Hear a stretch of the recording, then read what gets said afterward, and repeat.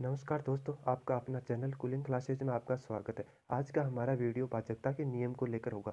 गणनाओं को आसान करने के लिए हम संख्याओं को काटते हैं। कौन सा अंक किस अंक से कटेगा, यही जानने के कुछ नियम है। आज का वीडियो हमारा इन भाज्यताओं के नियम को ही जानेंगे।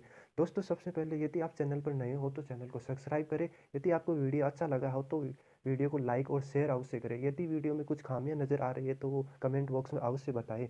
और आपका यदि कोई क्वेश्चन है तो वो भी कमेंट बॉक्स में बताएं। हम अपने नेक्स्ट वीडियो में उस क्वेश्चन की बात कर लेंगे। अब दोस्तों, बिना टाइम गवाए हम अपने पहले नियम की ओर चलते हैं। हमारा पहला नियम है दो से भाज्यता का नियम। दोस्तों, दो से भाज्यता का नियम उस संख्या में दो का पूर्ण भाग जाता है जिसमें इकाई का अंक 0, 2, 4, 6, 8 हो। उस संख्या में दो का पूर्ण भाग जाता है। अर्थात जो संख्या में इकाई का अंक सम नंबर हो वो संख्या उस संख्या में दो का पूर्णतः भाग जाता है। अर्थात बात करते हैं हम 16, 50, इसी प्रकार 16, 50, जैसे 500, 522, इस प्रकार जिसमें इकाई का अंक सम संख्या है अर्थात 0, 2, 4, 6, 8, उस संख्या में दो का पूर्ण भाग जाता है। अब हम बात करते हैं अपने नेक्स्ट नेक्स्ट नियम की। हमारा अगला नियम है 3 और 9 से भाजकता का नियम। दोस्तों, 3 और 9 से भाजकता का नियम में यदि संख्या अंकों का योग 3 से विभाजित हो तो वो संख्या 3 से विभाजित होती है, तथा उस संख्या में अंकों का योग 9 से विभाजित है तो वो संख्या 9 से पूर्णतः विभाजित होती है। हम एक एग्जाम्पल लेके देख लेते हैं। एग्जाम्पल लेते हैं हम 8, 5, 7, 6 और 1। अर्थात इसकी इस संख्या का योग देखें। 8 और 5 13, 13 और 7 20, 20 और 6 26, 26 और 1 27। अर्थात इसका योग है 27। 27 3 से पूर्णतः विभाजित है तो ये नंबर भी 3 से पूर्णतः विभाजित होगा। इसी प्रकार हम बात करें 9 से विभाजित, तो 9 से विभाजित ही अंकों का योग यदि 9 से विभाजित है, यदि उस संख्या के अंकों का योग 9 से विभाजित है तो वो नंबर भी 9 से पूर्णतः विभाजित होगा। अर्थात 3 और 9 से विभाजित का यही रूल है कि उस संख्या के अंकों का योग यदि 3 या 9 से विभाजित है तो वो नंबर 9 और 3 से पूर्णतः विभाजित होगा। अब हम बात करते हैं अपने विभाजित का नेक्स्ट रूल। विभाजित का अगला नियम है 4 और 8 से विभाजित। 4 और 8 से विभाजित हम पहले बात करते हैं 4 से विभाजित। अर्थात जिस संख्या का इकाई और दहाई का अंक 4 से पूर्ण विभाजित है या फिर इकाई और दहाई के स्थान पर डबल जीरो है तो वो नंबर 4 से पूर्णतः विभाजित होगा। एक एग्जाम्पल लेके देख ले 1596। अर्थात 1596 में इकाई और दहाई के दो अंक यदि 4 से विभाजित है तो ये नंबर पूर्णतः 4 से विभाजित होगा। 96 दोस्तों, 96 हमें पता है 96 4 से पूर्णतः विभाजित होता है। अर्थात ये नंबर 4 से पूर्णतः विभाजित है। इसी प्रकार हम बात करें 8 से विभाजित का नियम। 8 से विभाजित यदि किसी संख्या में इकाई, दहाई और सैकड़ा का अंक 8 से पूर्णतः विभाजित है तो वो नंबर 8 से पूर्णतः विभाजित होगा। या फिर इकाई, दहाई और सैकड़ा की जगह 3 जीरो हो तो वो भी नंबर 8 से पूर्णतः विभाजित होते हैं। हम एक एग्जाम्पल लेके देख लेते हैं दोस्तों। जैसे हमारा एक एग्जाम्पल है, उसमें लास्ट इकाई और दहाई और सैकड़ा का अंक है 584। 584 दोस्तों 8 से विभाजित है। अर्थात ये नंबर पूर्णतः 8 से विभाजित होगा। तो दोस्तों, अब हम अपने नेक्स्ट रूल की बात करते हैं। हमारा अगला नियम है 5 से विभाजित का नियम है। जिस संख्या के इकाई का अंक 0 या 5 हो, अर्थात इकाई का अंक 5 से विभाजित है तो वो संख्या पूर्णतः 5 से विभाजित होती है। जैसे हम बात करते हैं 8, 7, 6, 5। अर्थात इकाई का अंक 5 है तो ये संख्या 5 से पूर्णतः विभाजित होगी। यदि इकाई का अंक या 5 हो या 0 हो तो वो संख्या 5 से पूर्णतः विभाजित होती है। अब हम बात करते हैं अपने नेक्स्ट 7 से भाजकता का नियम। दी गई संख्या में इकाई के अंक को दुगुना करके शेष संख्या से घटाया जाता है तो शेष संख्या 7 से कट जाती है तो 7 से भाजक होगी वही संख्या। अर्थात दोस्तों, यदि इकाई के अंक को दुगुना करके शेष संख्या में से घटाने पर यदि संख्या 7 से कटती है तो वो संख्या भी 7 से विभाजित होगी। अब हम इसका एक एग्जाम्पल लेके देख लेते हैं। एग्जाम्पल लेते हैं 16, 8, 0, 7, जिसमें इकाई का अंक 7। 7 को दुगुना करेंगे तो 14 और बची हुई संख्या में से माइनस करेंगे। बची हुई संख्या से माइनस करने पर यहाँ बचेगा 6, 6, 6 और 1। अब इसमें इकाई का अंक 6, 6 को फिर दुगुना करेंगे। 6 का दुगुना 12 और 12 को फिर बची हुई संख्या से घटाएंगे तो बचेगा यहाँ पे 4, 5 और 1। अर्थात 154। 154 दोस्तों 7 से कटता है तो ये संख्या भी 7 से पूर्णतः विभाजित है। यदि ये संख्या 7 से कटती नहीं तो ये संख्या 7 से विभाजित नहीं होती। तो दोस्तों हम अपने अगले नियम की बात करते हैं। हमारा अगला नियम है 10 से विभाजन का नियम। दोस्तों 10 से विभाजन का नियम सबसे इजी नियम है। यदि जिस संख्या के अंत में 0 है, अर्थात अंत का अंक 0 है, वो नंबर 10 से पूर्णतः विभाजित होता है। जो दोस्तों ये रूल, जिस संख्या में इकाई का अंक 0 है वो संख्या 10 से विभाजित है। अब हम बात करते हैं अपने अगले नियम की। हमारा अगला नियम है 11 से विभाजकता का नियम। दोस्तों 11 से विभाजकता का नियम होता है सम स्थानों की संख्याओं का योग तथा विषम स्थानों की संख्याओं का योग का अंतर या तो 0 हो या 11 से पूर्णतः विभाजित हो, तो वो संख्या 11 से पूर्णतः विभाजित होती है। हम एक एग्जाम्पल लेके देख लेते हैं। एग्जाम्पल लेते हैं 95744।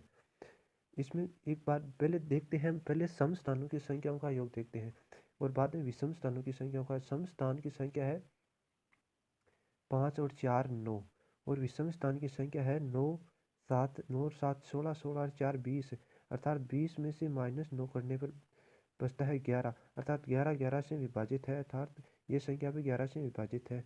इनका अंतर या तो 0 आता है या फिर 11 से विभाजित संख्या आती है, तो ही संख्या 11 से विभाजित है, अन्यथा संख्या 11 से विभाजित नहीं होगी। अब हम अपने नेक्स्ट क्वेश्चन की बात करते हैं।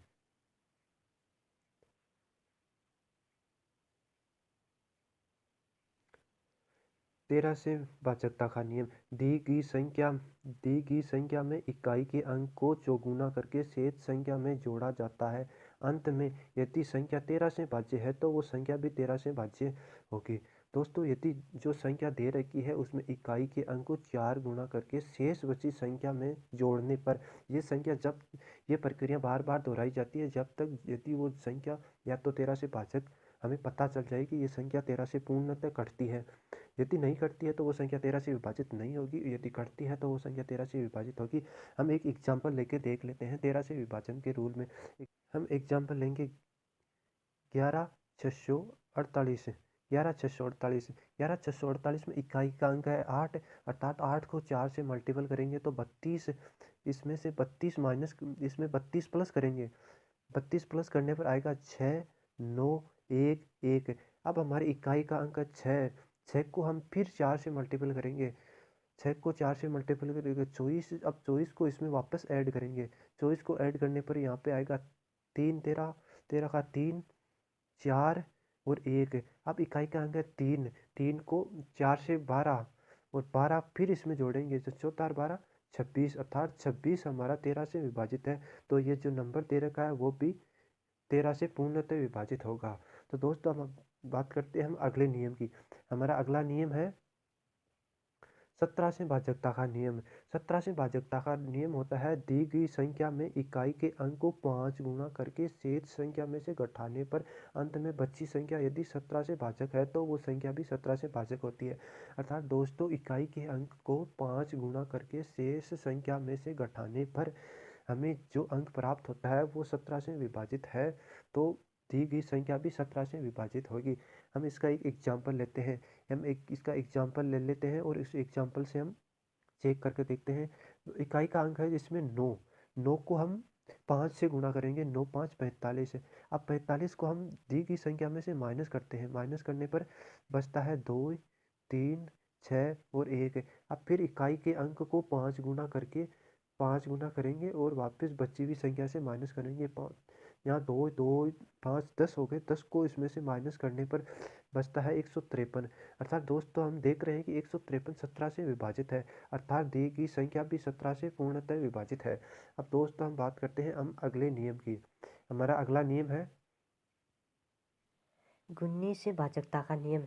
दी गई संख्या के इकाई के अंक को दुगुना करके शेष संख्या में जोड़ते हैं, अंत में 19 से विभाजित है तो वो संख्या भी 19 से विभाजित है। अर्थात जो दी गई संख्या है उनमें इकाई के अंक को दुगुना करके शेष संख्या में जोड़ा जाता है तो वो बची संख्या 9 से कटती है या 9 से विभाजित होती है तो वो संख्या भी 9 से विभाजित होगी। अर्थात एक एग्जाम्पल लेके देख लेते हैं हम इस क्वेश्चन को।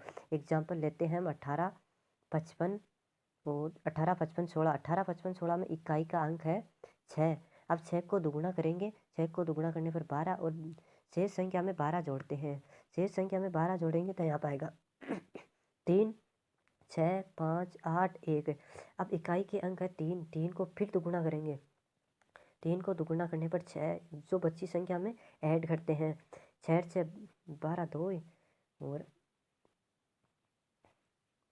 6, 8, 1। अब इकाई का अंक हमारे पास 2 है, 2 का दुगुना 4, 4 वापस इसमें ऐड करेंगे तो आएगा 190, अर्थात 190 90 से 19 से पूर्णतः विभाजित है। जो हमें नज़र आ रहा है कि 190 19 से विभाजित है, अर्थात ये संख्या भी 19 से पूर्णतः विभाजित होगी। अब हम दोस्तों बात करते हैं हम अगले नियम की। हमारा अगला नियम है 12 से भाजकता का नियम। अगला नियम है 12 से भाजकता का नियम। दोस्तों 12 से भाजकता के रोल में जो संख्या 3 इंटू 4 बराबर 12, अर्थात जो संख्या 3 से और 4 से भाजक है वो संख्या 12 से भी भाजक होगी। 3 से भाजकता का नियम है जिस संख्या में अंकों का योग 3 से पूर्णतः विभाजित है वो संख्या 3 से विभाजित है। और 4 से भाजकता का रोल है जिसमें इकाई और दहाई का अंक या तो डबल जीरो है या वो 4 से विभाजित है, तो वो 4 से विभाजित होगी वो संख्या। दोस्तों हम देखते हैं कि 8 से विभाजकता का रूल में 8 बराबर होते हैं 4 इंटू 2, लेकिन 4 और 2 से विभाजित होने वाली प्रत्येक संख्या 8 से विभाजित नहीं होती है। जबकि हम 12 के विभाजन के रूल में देखते हैं कि जो 3 इंटू 4 से विभाजित है वो संख्या 12 से विभाजित है। ऐसा इसीलिए है क्योंकि 3 और 4 अपने आप में अभाज्य संख्या है, जबकि 2 और 3 अपने आप में अभाज्य संख्याएं नहीं है। इसीलिए ये जो 8 के विभाजित के रूल में ये जो खंडों वाला फॉर्मूला है वो अप्लाई नहीं होगा। खंडों वाला फॉर्मूला वहीं अप्लाई होगा जहां लगातार संख्याओं का मल्टीपल होगा और वो अपने आप में अभाज्य संख्याएं होगी। तो दोस्तों हम अगले नियम की बात करते हैं। हमारा अगला नियम है 25 से भाजकता का नियम। 25 से भाजकता का नियम 25 से भाजकता का नियम होता है जिस संख्या में इकाई और दहाई का अंक 00, 25, 50 या 75 हो तो वो संख्या 25 से पूर्णतः विभाजित होता है। या फिर इकाई और दहाई का अंक 25 से विभाजित है तो वो संख्या पूर्णतः 25 से विभाजित होगी। दोस्तों आज के हम वीडियो में इन्हीं नियमों की बात करते हैं। अब हम मिलते हैं नेक्स्ट वीडियो में। यदि वीडियो अच्छा लगा तो लाइक, शेयर और सब्सक्राइब अवश्य करना, चैनल को सब्सक्राइब अवश्य करना। Thanks for watch.